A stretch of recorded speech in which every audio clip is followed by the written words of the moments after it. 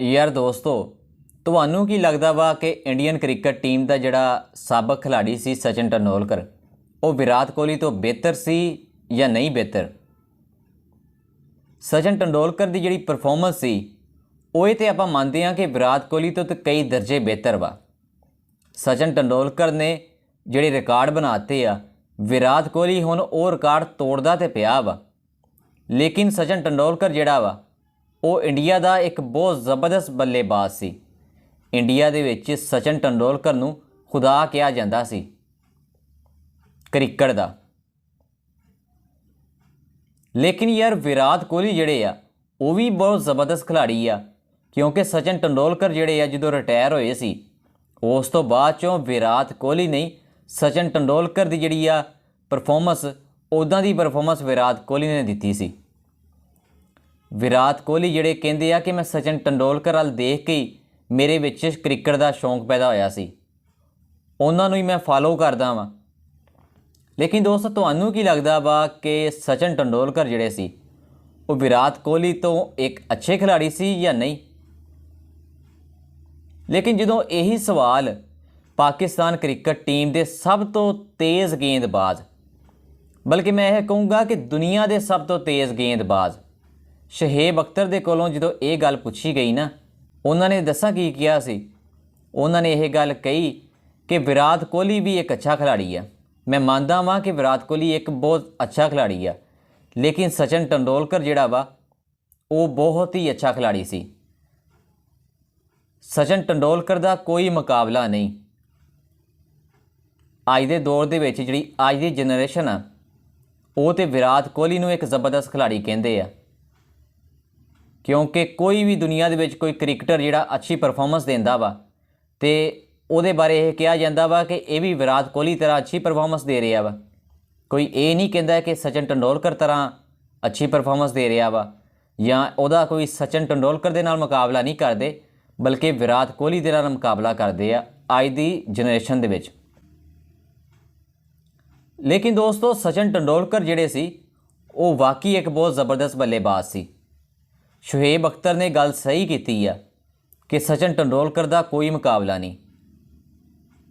ਦਰਅਸਲ ਸ਼ੁਏਬ ਅਖਤਰ ਨੇ ਇਹ ਕਿਹਾ ਵਾ ਕਿ ਸਚਿਨ ਟੰਡੂਲਕਰ ਨੇ ਉਦੋਂ ਕ੍ਰਿਕਟ ਖੇਲੀ ਸੀ ਜਦੋਂ ਕ੍ਰਿਕਟ ਦੇ ਵਿੱਚ ਹੈਲਮਟ ਜਿਹੜਾ ਸੀ ਉਹਦੇ ਅੱਗੇ ਜਾਲੀ ਨਹੀਂ ਲੱਗੀ ਹੁੰਦੀ ਸੀ, ਸਿੱਧਾ ਹੈਲਮਟ ਹੀ ਹੁੰਦਾ ਸੀ ਬਸ ਇਕੱਲਾ। ਉਦੋਂ ਦਾ ਸਚਿਨ ਟੰਡੂਲਕਰ ਕ੍ਰਿਕਟ ਖੇਲਦਾ ਪਿਆ ਵਾ।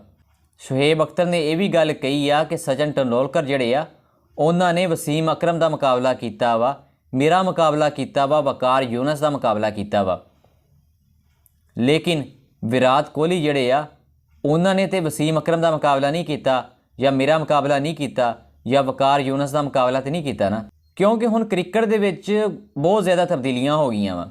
ਸ਼ੁਏਬ ਅਖਤਰ ਦਾ ਇਹ ਕਹਿਣਾ ਵਾ ਕਿ ਜਦੋਂ ਸਚਿਨ ਟੰਡੂਲਕਰ ਕ੍ਰਿਕਟ ਖੇਡਦੇ ਹੁੰਦੇ ਸੀ ਤੇ ਇੱਕ ਗੇਂਦ ਦੇ ਨਾਲ ਨਾ 50 ਓਵਰਸ ਕਰਵਾਏ ਜਾਂਦੇ ਸੀ ਤੇ 30-35 ਜਦੋਂ ਓਵਰ ਹੁੰਦੇ ਸੀ ਉਦੋਂ ਗੇਂਦ ਜਿਹੜੀ ਆ ਰਿਵਰਸ ਸਵਿੰਗ ਕਰਦੀ ਸੀ। ਲੇਕਿਨ ਅੱਜ ਦੇ ਦੌਰ ਦੇ ਵਿੱਚ ਜਿਹੜੇ ਬੱਲੇਬਾਜ਼ ਆ ਉਹਨਾਂ ਨੂੰ ਬਹੁਤ ਫਾਇਦਾ ਦਿੱਤਾ ਗਿਆ ਵਾ। ਅੱਜ ਦੇ ਦੌਰ ਦੇ ਵਿੱਚ ਜਿਹੜੀ ਗੇਂਦ ਹੁੰਦੀ ਆ 25 ਓਵਰ ਦੇ ਬਾਅਦ ਉਹ ਬਦਲੀ ਜਾਂਦੀ ਆ, ਫਿਰ ਨਵੀਂ ਗੇਂਦ ਦੇ ਨਾਲ ਬੋਲਿੰਗ ਕਰਵਾਈ ਜਾਂਦੀ ਆ, ਜਿਹਦੀ ਵਜ੍ਹਾ ਤੋਂ ਗੇਂਦ ਪੁਰਾਣੀ ਨਹੀਂ ਹੁੰਦੀ, ਗੇਂਦ ਜਿਹੜੀ ਆ ਰਿਵਰਸ ਸਵਿੰਗ ਨਹੀਂ ਹੁੰਦੀ। ਇਹਦਾ ਸਭ ਤੋਂ ਜ਼ਿਆਦਾ ਫਾਇਦਾ ਜਿਹੜਾ ਬੱਲੇਬਾਜ਼ਾਂ ਨੂੰ ਹੁੰਦਾ ਵਾ, ਜਿਹਦੀ ਵਜ੍ਹਾ ਤੋਂ ਜ਼ਿਆਦਾ ਸਕੋਰ ਬਣਾ ਪਾਉਂਦੇ ਆ। ਲੇਕਿਨ ਸ਼ੁਏਬ ਅਖਤਰ ਕਹਿੰਦੇ ਸੀ ਕਿ ਅਗਰ ਵਿਰਾਟ ਕੋਹਲੀ ਸਾਡੇ ਦੌਰ ਦੇ ਵਿੱਚ ਵੀ ਹੁੰਦੇ ਨਾ ਤੇ ਅਸੀਂ ਉਹਨੂੰ ਪਰੇਸ਼ਾਨ ਤੇ ਜ਼ਰੂਰ ਕਰਨਾ ਸੀ, ਲੇਕਿਨ ਸ਼ਾਇਦ ਉਹ ਰਨਸ ਤੇ ਬਣਾ ਲੈਂਦੇ, ਲੇਕਿਨ ਅਸੀਂ ਉਹਨੂੰ ਪਰੇਸ਼ਾਨ ਜ਼ਰੂਰ ਕਰਨਾ ਸੀ। ਸਚਿਨ ਟੰਡੂਲਕਰ ਨੇ ਸਾਡਾ ਮੁਕਾਬਲਾ ਕੀਤਾ ਵਾ, ਫਿਰ ਉਹ ਸਚਿਨ ਟੰਡੂਲਕਰ ਬਣਿਆ। ਲੇਕਿਨ ਵਿਰਾਟ ਕੋਹਲੀ ਜਿਹੜੇ ਆ ਉਹ ਵੀ ਇੱਕ ਅੱਛੇ ਬੱਲੇਬਾਜ਼ ਆ, ਲੇਕਿਨ ਸਚਿਨ ਦਾ ਤੇ ਵਿਰਾਟ ਦਾ ਕੋਈ ਮੁਕਾਬਲਾ ਨਹੀਂ ਹੈ। ਇਹ ਸ਼ੁਏਬ ਅਖਤਰ ਦਾ ਕਹਿਣਾ ਸੀ। ਲੇਕਿਨ ਦੋਸਤੋ, ਮੈਂ ਤੁਹਾਨੂੰ ਇਹ ਵੀ ਦੱਸਦਾ ਜਾਵਾਂ ਕਿ ਸਚਿਨ ਟੰਡੂਲਕਰ ਨੇ ODI ਕ੍ਰਿਕਟ ਦੇ ਵਿੱਚ ਨਾ 18,000 ਤੋਂ ਵੀ ਜ਼ਿਆਦਾ ਸਕੋਰ ਬਣਾਏ ਆ। ਲੇਕਿਨ ਜਿਹੜੇ ਵਿਰਾਟ ਕੋਹਲੀ ਹੈ ਨਾ ਉਹਨਾਂ ਨੇ ਹਜੇ ਤੱਕ ODI ਕ੍ਰਿਕਟ ਦੇ ਵਿੱਚ 13,000 ਤੋਂ ਜ਼ਿਆਦਾ ਸਕੋਰ ਬਣਾਏ ਆ। ਇਸੇ ਤਰ੍ਹਾਂ ਸਚਿਨ ਟੰਡੂਲਕਰ ਨੇ ਟੈਸਟ ਕ੍ਰਿਕਟ ਦੇ ਵਿੱਚ 15,000 ਤੋਂ ਵੀ ਜ਼ਿਆਦਾ ਸਕੋਰ ਬਣਾਏ ਆ। लेकिन विराट कोहली जड़े आ ਉਹਨਾਂ ਦਾ ਸਕੋਰ ਜਿਹੜਾ ਵਾ ਟੈਸਟ ਕ੍ਰਿਕਟ ਦੇ ਵਿੱਚ 8500 ਤੋਂ ਜ਼ਿਆਦਾ ਵਾ। ਵਿਰਾਟ ਕੋਹਲੀ ਤੇ ਸਚਿਨ ਤੇਂਦੁਲਕਰ ਦਾ ਦੋਸਤੋ ਕੋਈ ਮੁਕਾਬਲਾ ਨਹੀਂ ਹੈ।